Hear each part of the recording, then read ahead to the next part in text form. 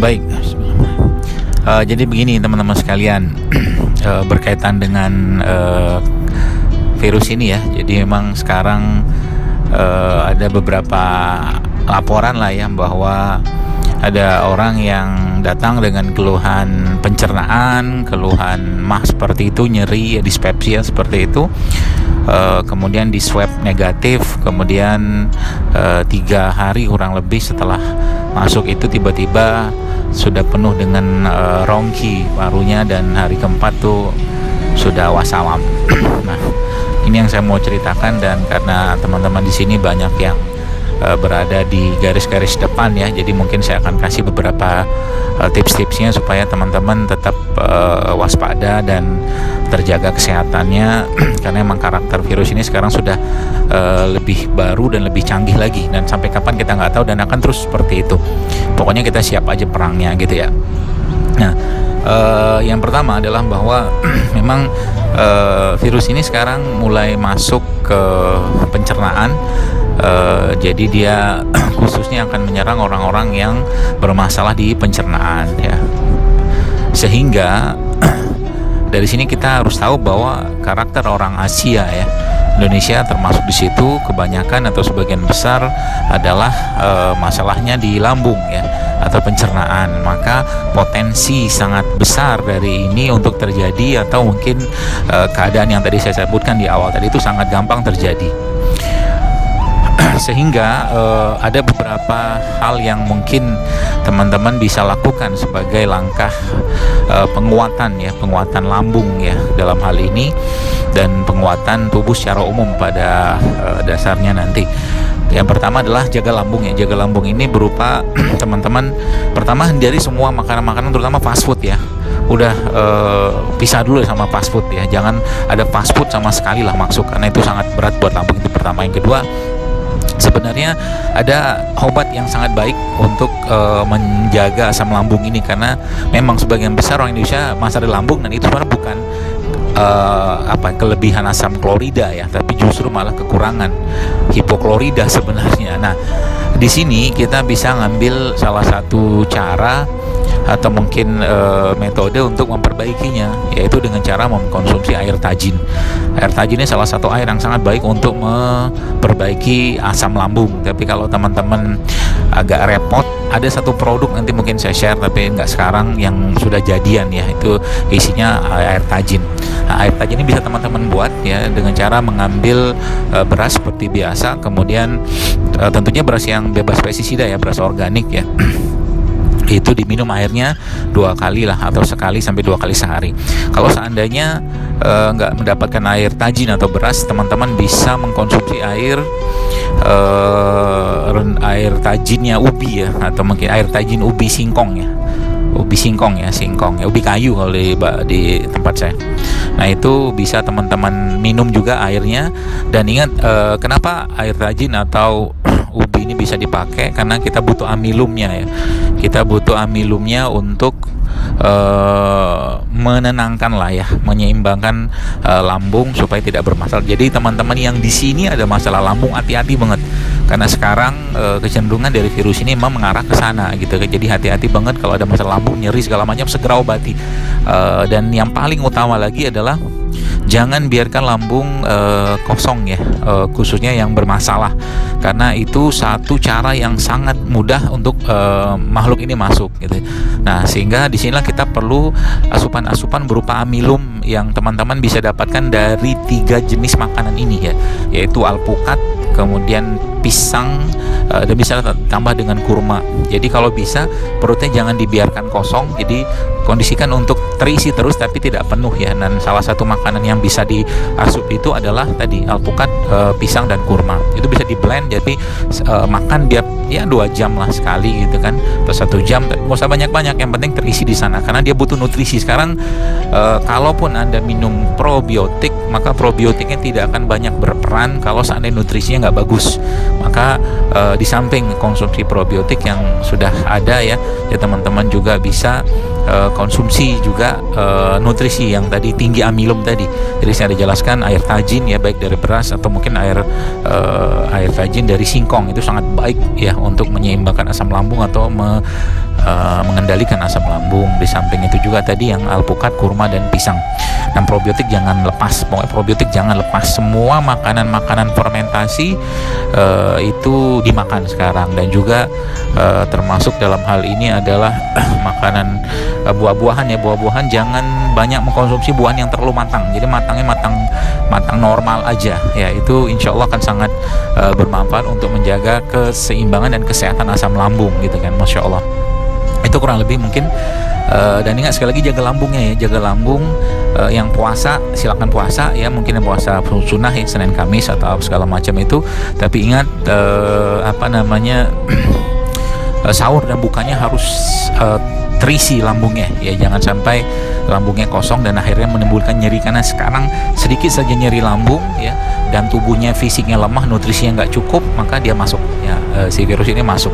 Nah itu yang sekarang tren terjadi. Maka tadi ya mungkin saya jelaskan, pulse oximetry itu juga sangat penting sekarang, karena di swab pun sekarang kecenderungannya negatif gitu kan. Jadi teman-teman, dua hal penting tadi yaitu nutrisi dan probiotik itu atau simbiotik lah, itu sangat penting. Dan nutrisi yang terbaik saat ini adalah yang tinggi amilum ya, terutama yang berasal dari sayuran atau tumbuh-tumbuhan.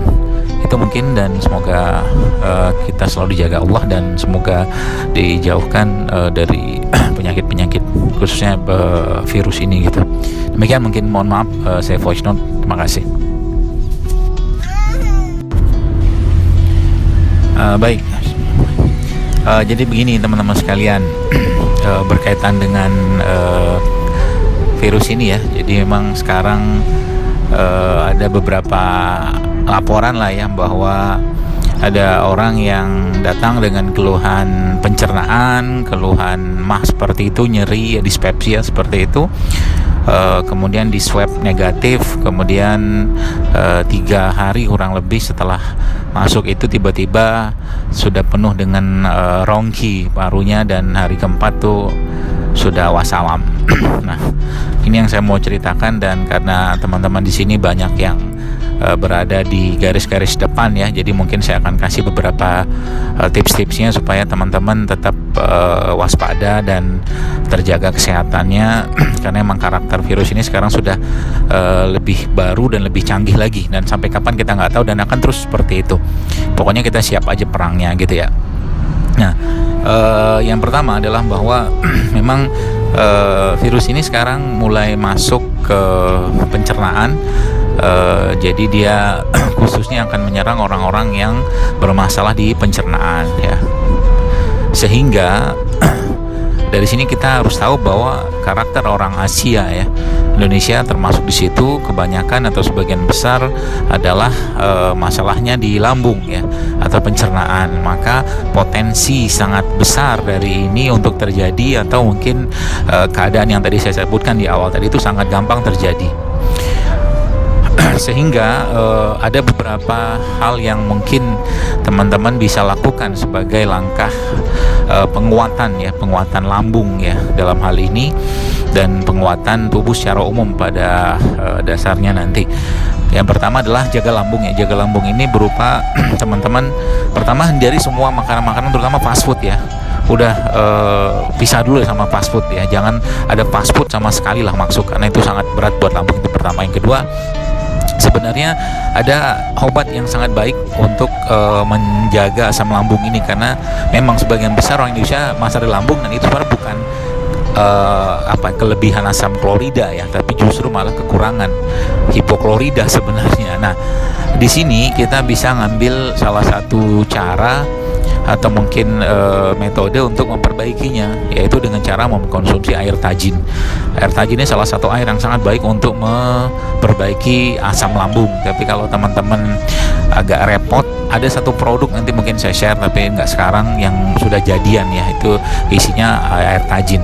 Nah, air tajin ini bisa teman-teman buat ya dengan cara mengambil beras seperti biasa, kemudian tentunya beras yang bebas pestisida ya, beras organik ya. Itu diminum airnya 2 kali lah, atau sekali sampai 2 kali sehari. Kalau seandainya nggak mendapatkan air tajin atau beras, teman-teman bisa mengkonsumsi air tajinnya ubi ya, atau mungkin air tajin ubi singkong ya. ubi singkong ya, ubi kayu kalau di tempat saya. Nah itu bisa teman-teman minum juga airnya. Dan ingat, kenapa air rajin atau ubi ini bisa dipakai, karena kita butuh amilumnya ya. Kita butuh amilumnya untuk menenangkan lah ya, menyeimbangkan lambung supaya tidak bermasalah. Jadi teman-teman yang di sini ada masalah lambung, hati-hati banget, karena sekarang kecenderungan dari virus ini memang mengarah ke sana gitu kan. Jadi hati-hati banget kalau ada masalah lambung, nyeri segala macam, segera obati. Dan yang paling utama lagi adalah jangan biarkan lambung kosong ya, khususnya yang bermasalah, karena itu satu cara yang sangat mudah untuk makhluk ini masuk gitu.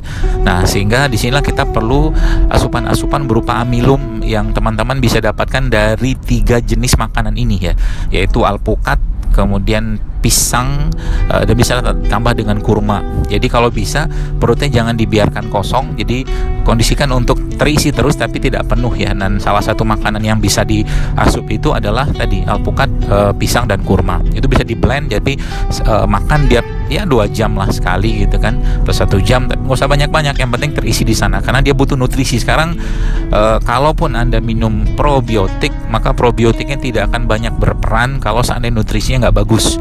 Maka di samping konsumsi probiotik yang sudah ada ya teman-teman juga bisa konsumsi juga nutrisi yang tadi tinggi amilum tadi.